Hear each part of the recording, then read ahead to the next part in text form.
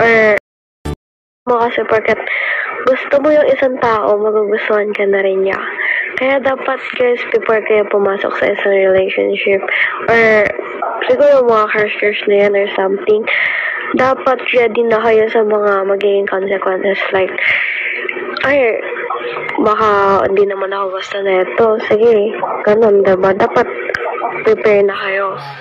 Kasi hindi naman porket gusto niyo yung isang tao, gusto ka na rin nila. Same. Tama.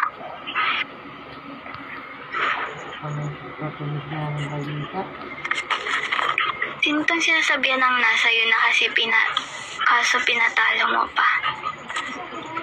Aray mo. Aray ko. Si Pedro. Ka daw, Pedro. O, ba't na naman ako?